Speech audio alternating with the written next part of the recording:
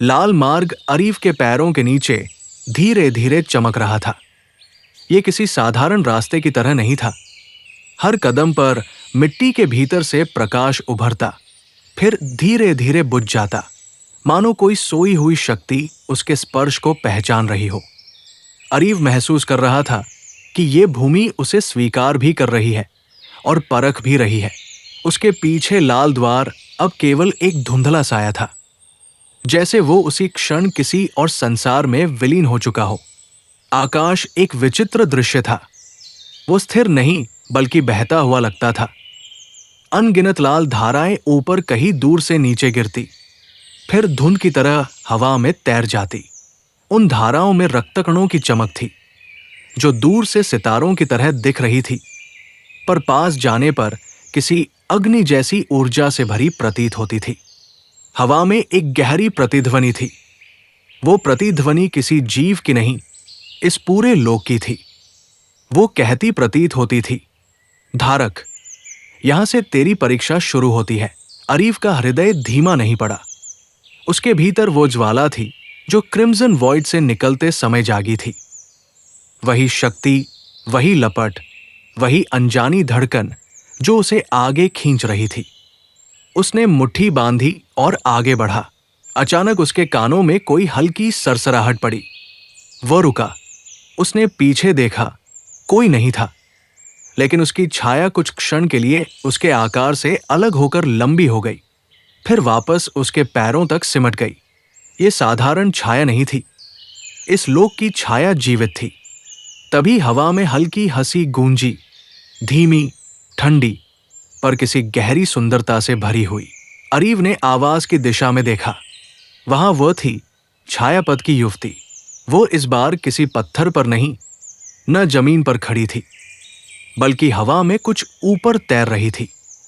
उसकी देह पर लाल कण उतरते, फिर उसके वस्त्रों में समा जाते, जैसे ये लोक उसे भी अपना मान रहा हो। उसकी आंखें इस लोक के प्रतिबिंब से चमक रही थी, गहरी, अंधेरी और भीतर कहीं गर्म। वो बोली, प्रथमलोक में स्वागत है अरीफ। ये वो जगह है जहां साधक की शक्ति नहीं, उसकी आत्मा तौली जाती है। अरीव ने उसकी ओर देखा। तुम हमेशा मुझसे पहले कैसे पहुंच जाती हो? युवती हल्की मुस्कान के साथ बोली, क्योंकि छायापथ समय को नहीं मानता, वो केवल इच्छा और उद्देश्य को पहचानता है। और मेरी इच्छा तुमसे एक कदम आगे रहने की है। उसके ये शब्द हवा में तैर गए।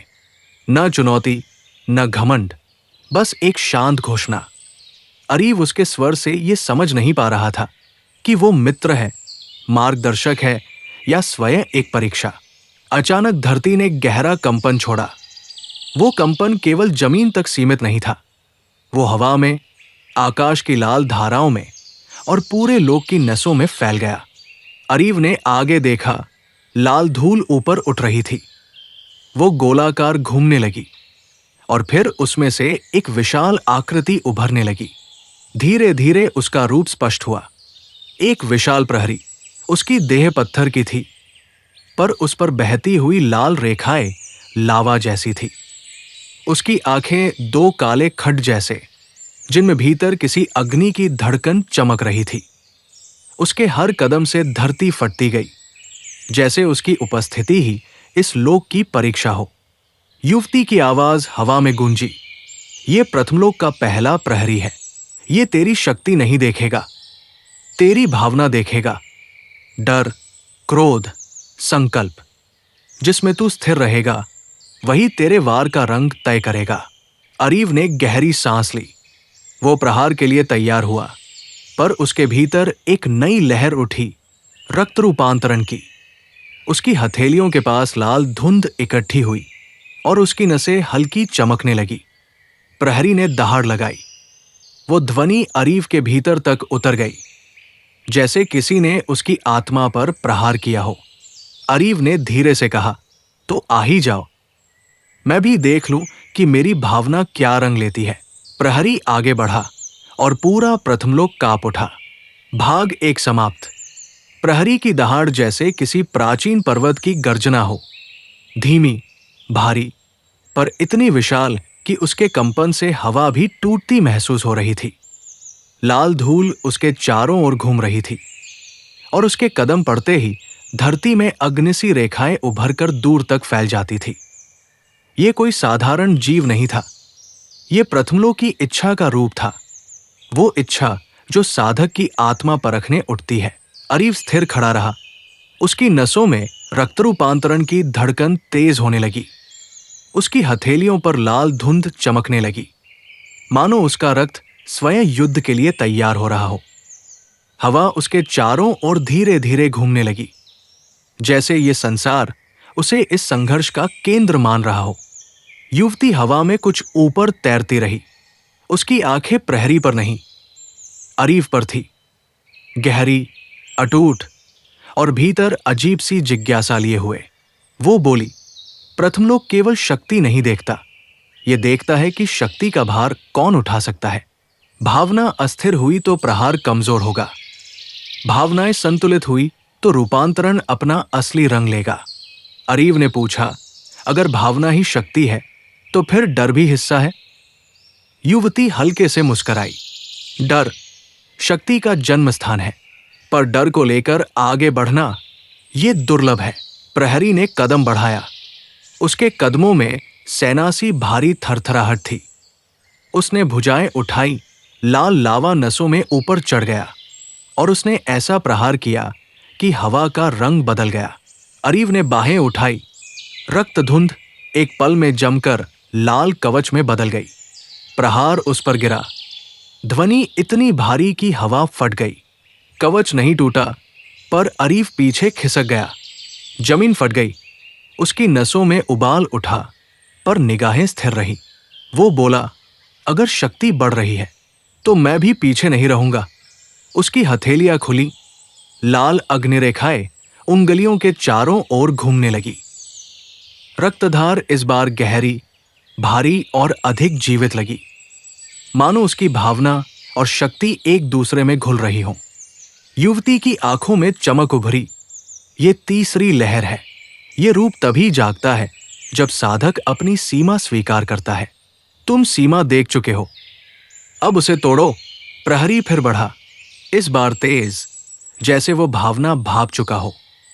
उसने भुजा पीछे खींची और ऐसा प्रहार किया जिसने हवा की दिशा बदल दी। उसकी गर्मी से अरीव के चेहरे पर लाल चमक पड़ गई। अरीव ने गहरी सांस ली और आंखें बंद कर ली। उसकी नसें आग की तरह जली। उसके चारों ओर लाल धुंध उठने लगी, उसकी देह को धड़कन की तरह ढकते हुए। धुंध जमकर कवच बनी, फिर उस पर लाल रेखाएं उभर आई, हर धड़कन में चमकती हुई। ये अगले चरण का संकेत था। अरीव ने आंखें खोली। उनमें ज्वाला नहीं, लाल प्रकाश था, स्थिर, कठोर, भीतर तक उतरता। प्रहरी का प्रहार उसके ऊपर गिरा, पर अरीव हिला नहीं। उसने दोनों हथेलियां उठाई और कवच से निकलती ज्वाला तरंग बनकर प्रहरी को धकेल गई। प्रहरी पहली बार पीछे फिसला। उसकी देह पर लाल लावा टूटकर उड़ गया। उसकी आंखें कुछ पल के लिए बुझ गई। गर्जना कमजोर हुई, फिर उभरी, पर पहले जैसी भारी नहीं। अरीव आगे बढ़ा। उसके कदम जमीन पर लाल प्रकाश छोड़ते गए, मानो ये लोक उसे पहचान रहा हो। युवती उसके पास आई। उसकी आवाज धीमी पर गर्म थी। तुम पहला आधा रूप पा चुके हो। अगर अगला रूप खोला तो ये लोक तुम्हें सच्ची राह दिखाएगा। अरीव ने पूछा, सच्ची राह कौन सी? युवती ने उत्तर नहीं दिया। उसने केवल उंगली से बाई दिशा में इशारा किया, जहां लाल धुंध का गहरा भंवर बन रहा था। प्रहरी उठ चुका था, पर चुनौती नहीं बची थी। वो पीछे हटने लगा, मानो उत्तर मिल चुका हो। धरती में लाल लहरें उसकी देह के साथ पीछे बहती गईं। फिर वो धुंध में टूटकर गायब हो गया। युवती बोली, प्रथमलोक तुम्हें स्वीकार कर चुका है, पर यह केवल द्वार था। आगे जो है वो साधकों के संसार का हृदय है। अरीव ने कहा, मैं तैयार हूं। युवती उसे देखती रही। उसकी आंखों में वो भावना थी जिसे अरीव पहचान न पाया, सम्मान या चिंता, शायद दोनों। वो बोली, तो फिर भंवर की ओर चलो। अरीव, वहीं से असली परीक्षा शुरू होती है। लाल भंवर धीरे धीरे खुल रहा था और हवा में दूसरे लोक की गूंज उठ रही थी। भाग 2 समाप्त।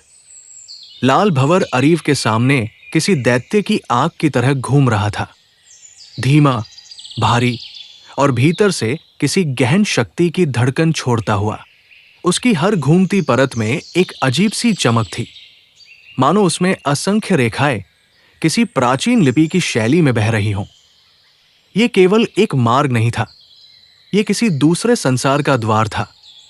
एक ऐसा संसार जो साधक को स्वीकार नहीं करता, बल्कि उसे स्वयं अपने भीतर ढालता है। अरीव भंवर के सामने खड़ा था। उसका रक्त धीरे धीरे गर्म हो रहा था। उसकी हथेलियों पर लाल धुंध बार बार उठ रही थी, जैसे उसकी शक्ति इस नए लोक की पुकार को पहचान रही हो।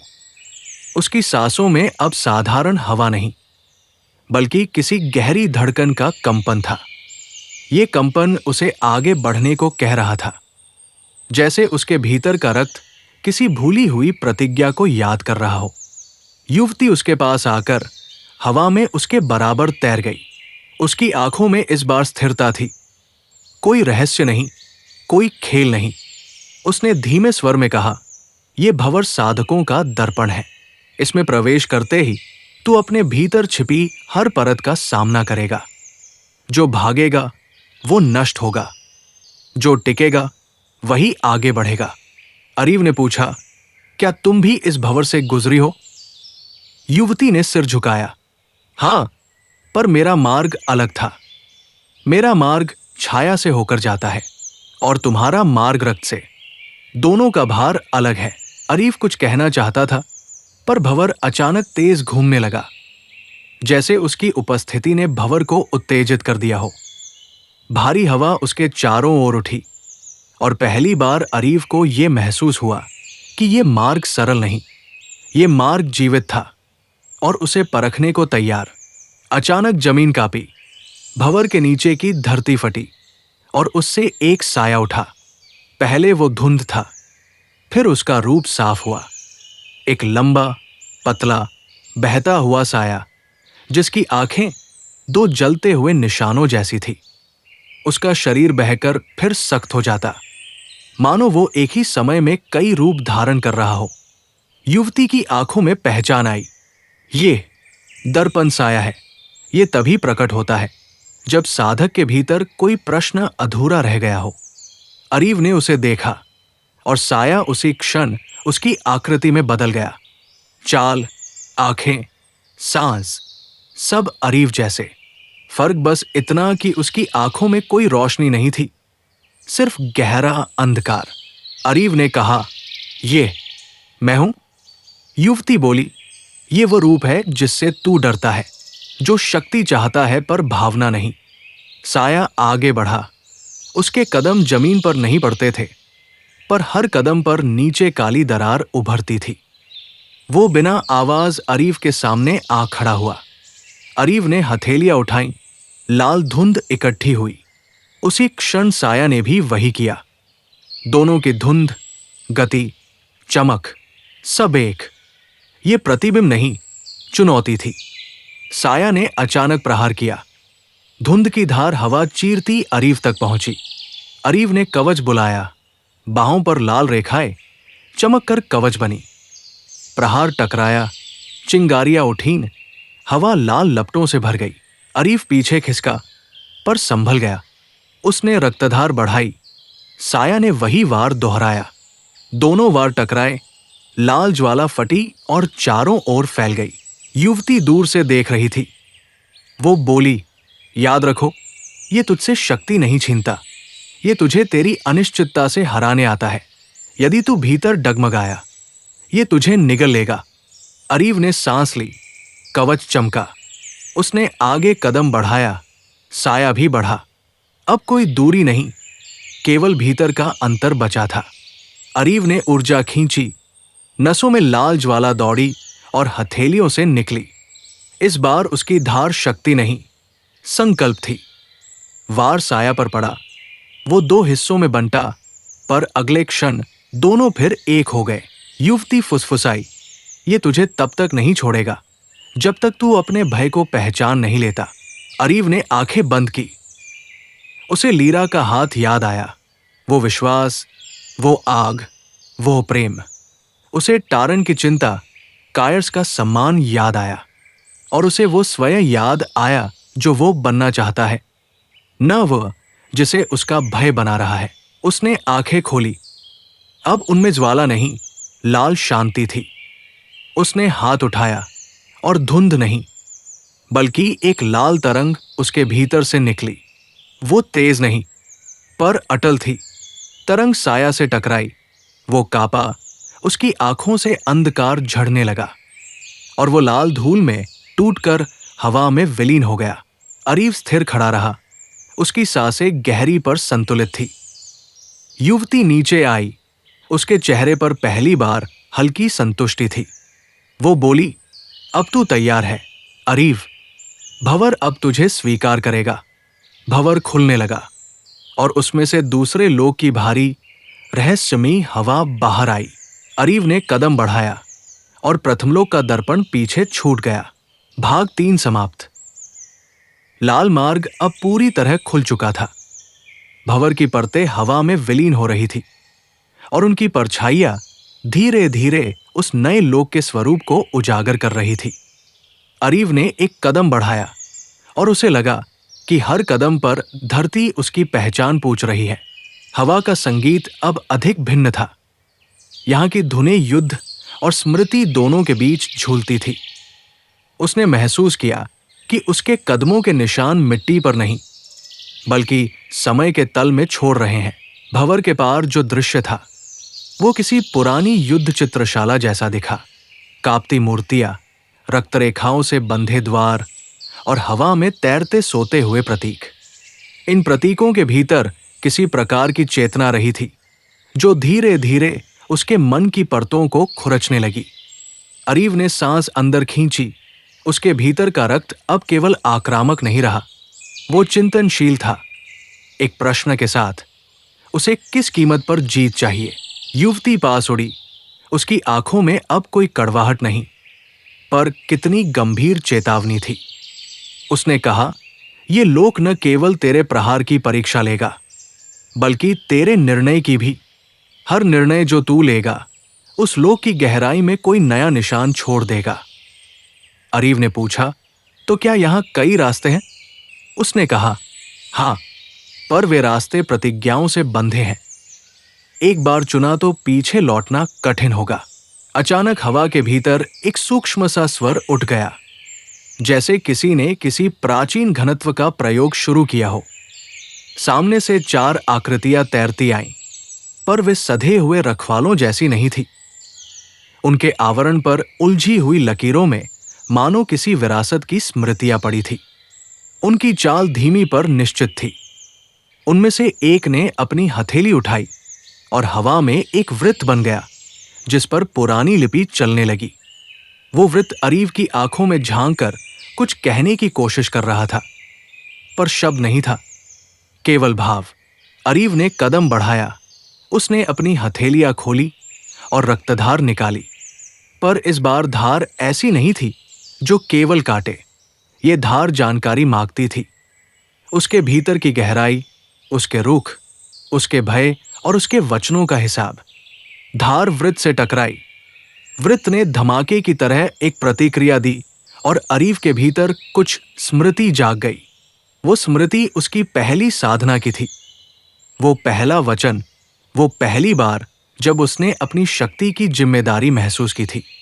युवती धीरे धीरे बोली, देखा तूने, ये लोग तेरी पुरानी कड़ी से पूछता है, क्या तू अब भी वही है? अरीव का हृदय तेज धड़क उठा। उसने आत्मनिरीक्षण किया और पाया कि कुछ बचा हुआ संदेह था। एक छोटी सी आवाज जो कहती थी, क्या शक्ति का उपयोग सचमुच उचित है? उसने उस आवाज को चुप कराया और कहा, मैं वही करूंगा जो सही है, ना कि जो आसान। उसकी आवाज कठोर थी, पर उसमें अब दृढ़ता थी। तभी कील सी तरह एक तेज चमक आई। वृत्त का बीज फटा, और उसमें से एक पंक्ति रेखाएं बाहर निकली। ऐसी रेखाएं जो किसी के जीवन चक्र को आंक सकती थी। उन रेखाओं ने हवा में लिखना शुरू किया, कुछ संकेत, कुछ कटु सच्चाइयां। अरीव ने महसूस किया कि ये रेखाएं उसके पिछले कर्मों का हिसाब मांग रही है। वह थमा और एक छाया जैसा स्वर कहा, किसने खून दिया, किसने वचन निभाया, किसने धोखा किया, सब लिखा जाएगा।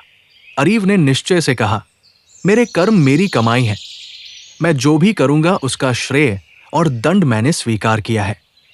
उसकी बात में एक नई शुद्धता आई, जो न केवल उसकी शक्ति को बल्कि उसकी नियत को परखा। वृत्त ने एक हल्की गूंज दी, मानो सहमति में कोई झिलमिलाहट हुई हो। चारों रक्षक पीछे हटे और मार्ग साफ हुआ। पर अरीव जानता था कि यह केवल पहला कदम था। आगे बड़ी गहरी परतें थी, जहां निर्णयों की परतें और संकल्पों की आग मिलकर कोई नया रूप देंगी। युवती उसकी ओर झुकी। उसकी दृष्टि में अब आदर और परखा हुआ प्रश्न था। उसने कहा, अभी असली सामना बाकी है, वो सामना जहां तुम्हारे साथ और भी वे लोग जुड़ेंगे जो तुम्हें या तो ऊंचा उठाएंगे या गहरा गहरा का भार दे देंगे। अरीव ने थोड़ी मुस्कान के साथ उत्तर दिया, तो आने दो, जो भी आए वही देखेगा कि मेरा संकल्प कितना सच्चा है। लाल मार्ग आगे बढ़ा और उसकी परतों की गहराई में कहीं एक धीमी सी आवाज ने गूंजा, मानो किसी परलों की घंटी ने कंपन किया हो। अरीव ने कदम तेज किए। उसकी छवि अब स्थिर थी, पर उसके भीतर की धड़कन और भी शांत और अधिक घनी बन रही थी। भंवर के भीतर की वो परत धीरे धीरे बंद हुई और एक नया मार्ग सामने आया। अचानक उसके नेचर में बदलाव आया, अधिक तीव्र, ज्यादा चुनौतीपूर्ण, और उस पर लिखे गए नियम कुछ अलग थे। अरीव ने अपनी हथेलियां जोड़ी और वो उस मार्ग में चल पड़ा, जहां अब हर कदम एक नए वचन का अंकन था। अरीव जिस मार्ग पर चल पड़ा था, वो अब केवल लाल प्रकाश से नहीं चमक रहा था। उसमें कहीं गहरी परतों से किसी अनदेखी शक्ति की लहर उठ रही थी। ये मार्ग अब सीधा नहीं था, उसमें हल्की वक्रताएं थी, मानो किसी विशाल जीव की सांस के साथ वो धीरे धीरे बदलता जाए। हर कदम पर मिट्टी उसके पैरों के नीचे हल्के से धड़कती, जैसे स्वयं लोक उसे अपने भीतर खींच रहा हो। हवा में किसी प्राचीन ज्वाला की गंध तैर रही थी, कड़वी, तीखी, और कहीं भीतर से किसी टूटे हुए वचन की ध्वनि लिए हुए। अचानक उसके सामने एक विशाल गुंबद जैसा क्षेत्र खुला, पर यह साधारण गुंबद नहीं था, यह हवा से बना हुआ था। उसकी दीवारें हवा की घूमती परतों से बनी हुई थी और उन पर लाल रेखाएं किसी पुरानी कथा के शब्दों की तरह बह रही थी। जैसे ही अरीव भीतर दाखिल हुआ, हवा में उसकी उपस्थिति से प्रतिक्रिया हुई। गुंबद गूंज उठा और चारों ओर एक कंपन उभरा जो उसकी धड़कन से ताल मिलाने लगा। युवती कुछ दूरी पर खड़ी हो गई। अब वो न मार्गदर्शक की तरह दिखती थी, न छाया की तरह। उसने धीरे से कहा, इस गुंबद का नाम प्रथम प्रतिज्ञा का मंडल है। यहां तेरे हर विचार का आकार बनेगा, और जो विचार भारी होगा वही तेरे शत्रु का रूप लेगा। अरीव ने चारों ओर देखा। हवा की परतें उसके कदमों के साथ बदलने लगी। अचानक उनमें से कोई आकृति उभरी, भ्रम और सत्य के बीच उलझी हुई। ये गुंबद विचारों का दर्पण था, और दर्पण कभी दया नहीं दिखाते। गुंबद की छत से लाल लकीरों का झटका नीचे उतरा, एक तीखी गर्जना के साथ। उन्होंने हवा में एक वृत्त बनाया और उसके भीतर से एक आकृति उतरी, किसी पुरानी शक्ति से बनी हुई। उसका चेहरा दबा था, पर आंखों में टूटी प्रतिज्ञाओं की राख चमक रही थी। युवती बोली, ये शब्द प्रहरी है, वो जो किसी साधक का पहला वचन पढ़ता है। यदि तेरी नियत कमजोर हुई, ये तुझे भस्म कर देगा। अरीव स्थिर रहा। उसने अपने दोनों हाथ उठाए। हथेलियों से धुंध नहीं, बल्कि एक शांत गर्मी उठी। उसने कहा, मेरा पहला वचन था कि मैं शक्ति को केवल रक्षा के लिए उठाऊंगा। शब्द प्रहरी ने प्रहार किया। हवा फटी और रेखा अरीव की ओर झपटी। अरीव ने चेतना भीतर खींची। शरीर से लाल तरंग निकली। तरंग प्रहार से टकराई और गुंबद लाल प्रकाश से भर गया। प्रहरी पीछे हटा। उसकी आंखों में पहला प्रश्न उभरा। उसने दूसरा भारी प्रहार किया, जिसमें किसी अधूरे वचन की पीड़ा थी। अरीव ने शक्ति भीतर से खींची। इस बार कवच नहीं उभरा। उसकी आंखों में केवल दृढ़ता थी। तभी उसके चारों ओर अनदेखी आत्माओं की हल्की आभा घूमने लगी, जिन्हें उसने कभी बचाया था। प्रहरी का वार उन आभाओं से टकराकर टूट गया। उसकी देह में दरारें उभरी। आंखों का पत्थर पिघलने लगा। युवती ने कहा, "ये तेरे वचन का सत्य है, शक्ति से भारी।" अरीव आगे बढ़ा। उसकी नीयत कठोर थी। उसने हाथ बढ़ाया। उससे निकली तरंग शब्द प्रहरी को छूते ही उसे शांत कर गई। प्रहरी राग की तरफ बिखर गया और एक छोटा लाल चिन्ह हवा में उठा। अरीव ने उसे पकड़ा। वो उसके भीतर समा गया। उसके समाने से ही निर्णयों का भार बदल गया, पर मार्ग स्पष्ट हो गया। गुंबद शांत हुआ और सामने एक नया द्वार उभरा। ये छोटा था, पर उसकी धड़कन भारी। युवती बोली, "अब दूसरी परत शुरू होती है, जहां वचन नहीं, नियति परखी जाएगी।" अरीव ने सिर हिलाया और नए द्वार की ओर बढ़ गया।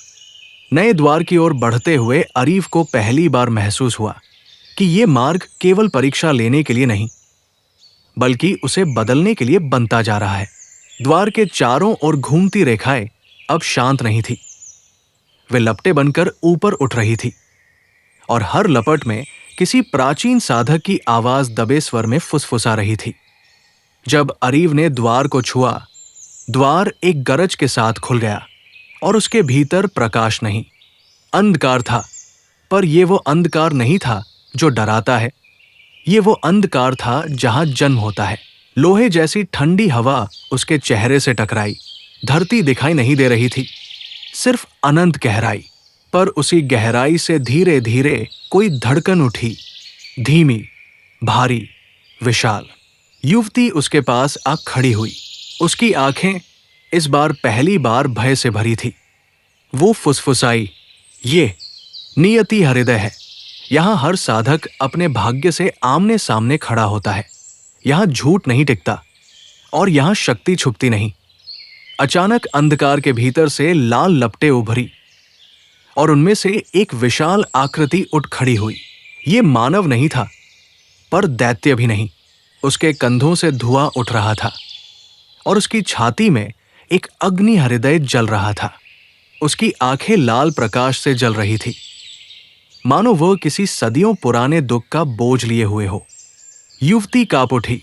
"ये नियति प्रभु है, साधक के भीतर छिपे भविष्य का संरक्षक।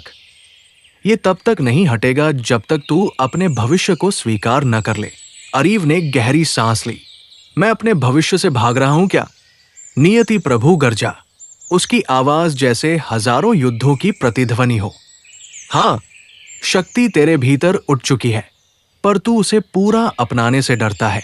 तेरा रक्त आग बन चुका है, पर तू उस आग का मार्ग नहीं देख पा रहा।"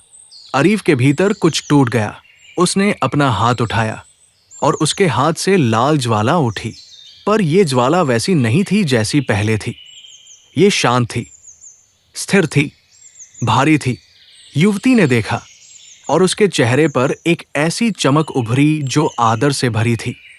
नियति प्रभु आगे बढ़ा। उसकी चाल धरती को हिला रही थी। अरीव ने अपने कदम जमाए। रक्तधार उभर आई। कवच उसकी बाहों पर जड़ गया और उसकी आंखों में आग नहीं, बल्कि प्रकाश जल उठा। नियति प्रभु ने प्रहार किया, एक ऐसा प्रहार जिसमें किसी तारे का भार था। अरीव ने दोनों हाथ उठाए और पहली बार उसकी शक्ति ने स्वयं उसका शरीर मोड़ दिया। उसके पीछे लाल पंखों जैसा प्रकाश फैल गया, मानो वह किसी उच्च लोक का योद्धा बनता जा रहा हो। प्रहार टकराया, धरती फट गई, अंधकार चटक गया और हवा कांप उठी। अरीव पीछे नहीं हटा। उसने आगे कदम बढ़ाया और पूरी शक्ति से वार किया। उसका वार लाल तरंग में बदलकर नियति प्रभु की छाती से टकराया। प्रभु पीछे झुका। उसकी छाती में लपटें टूटीं और उसमें से एक लाल क्रिस्टल गिर पड़ा। वो धूल में बदलने वाला ही था, कि उसने अरीव का हाथ पकड़ा। उसकी आंखें अब क्रोध नहीं, सत्य कह रही थी। वो बोला, तेरे भीतर 3 रूप छिपे हैं, रक्त शक्ति, रूपांतरण और वह जिसे तू अभी नहीं जानता, उच्चरक जागरण। जब ये रूप खुला, तू लोगों को बांधने वाली शक्ति का स्वामी होगा। पर हर शक्ति की कीमत होती है। धारक। उसका हाथ राग बनकर गिर गया और गहराई में गूंज उठी एक अंतिम धड़कन। गुंबद, द्वार, अंधकार सब पीछे हट गए और सामने ब्लडशॉट टर का आकाश खुल गया। पर यह अब शांत नहीं था। आकाश में 7 लाल रेखाएं चमक रही थी। हर रेखा किसी अलग लोक का मार्ग, हर लोक एक नई लड़ाई, हर लड़ाई एक नया बंधन, और हर बंधन एक नई स्त्री जो उसके मार्ग में आएगी। किसी शक्ति के साथ, किसी कहानी के साथ, किसी दिल के साथ। युवती उसकी ओर मुड़ी। उसकी आंखों में पहली बार नरमी थी। वो बोली, अरीव, अब तेरा सफर शुरू हुआ है। प्रथमलोक ने सिर्फ तेरा जन्म देखा है, अगले लोक तेरा उदय देखेंगे। हवा धीरे धीरे लाल पंखों का आकार बनाने लगी, जैसे नियति स्वयं उसके पीछे खड़ी हो। दूर कहीं लीरा उसका नाम पुकार रही थी और ब्लडशॉट टॉर का हृदय धड़क रहा था। अगली परीक्षा का संकेत देता हुआ अध्याय 6 समाप्त। आरंभ होगा अध्याय 7, 7 लोकों का आह्वान।